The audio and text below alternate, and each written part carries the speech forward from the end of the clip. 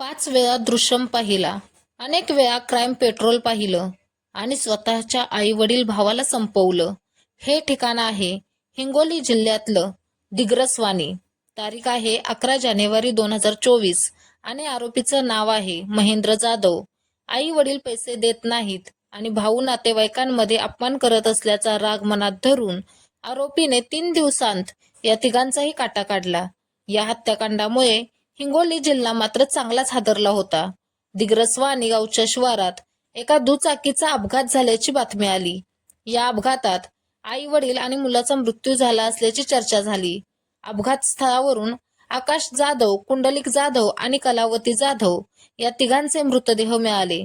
पण दुचाकीच्या अपघातात झालेला तिघांचा मृत्यू, अपघाताचं ठिकाण आणि मृतांना झालेल्या जखमा पाहून पोलिसांच्या मनात शंकेची पाल चुकचुकली.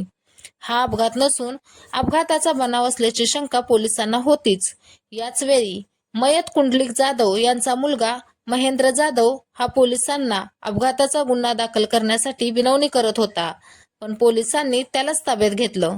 त्यानंतर विचारलेल्या प्रश्नावर महेंद्र जाधवनं सुरुवातीला उडवाउडवीची उत्तरं दिली, पण पोलिसांनी खाक्या दाखवताच तो पोपटासारखा बोलू लागला. महेंद्र हा बेरोजगार असून गेल्या काही महिन्यांपासून तो घरीच होता. महेंद्रची आई कलावती जाधव आणि वडील कुंडलिक जाधव हे त्याला पैसे देत नसत आणि भाऊ आकाश जाधव त्याचा नातेवाईकांमध्ये अपमान करत होता, असं महेंद्र जाधवनं सांगितलं.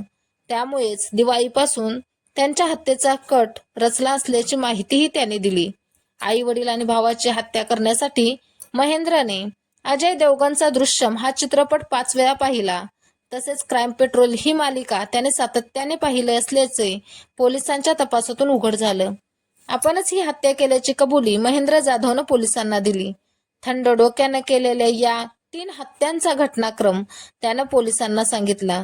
9 जानेवारीला महेंद्र याने आपला भाऊ आकाश जाधव याला चहामधून झोपेच्या गोळ्या दिल्या. त्यानंतर आकाश जाधव बेशुद्ध झाला. बेशुद्ध झाल्यावर महेंद्रने आकाशला विजेचा शॉक दिला. तरीही आकाशचा मृत्यू होत नसल्याने महेंद्रने त्याच्या डोक्यात लोखंडी रॉड मारला आणि आकाशचा मृतदेह दुचाकीवरून गावालगतच्या नाल्यात लपवून ठेवला. दुसऱ्या दिवशी म्हणजे 10 जानेवारीला दुपारी महेंद्रने आपल्या आईला शेतामध्ये बोलावून घेतलं. तिलाही चहामधून झोपेच्या गोळ्या दिल्या. आईच्या डोक्यातही लोखंडी रॉड मारला आणि कलावती जाधव यांचा मृतदेह आकाशच्या मृतदेहाजवळच लपवून ठेवला.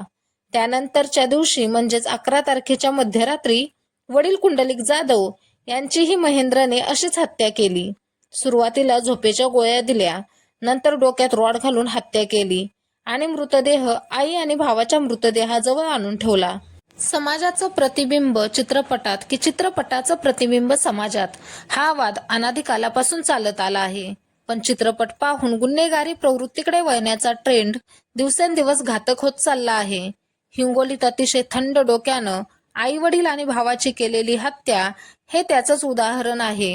व्हिडिओत काही त्रुटी आढळल्यास कमेंटद्वारे नक्की सांगा आणि शेअर, सबस्क्राईब, लाईक करायला विसरू नका.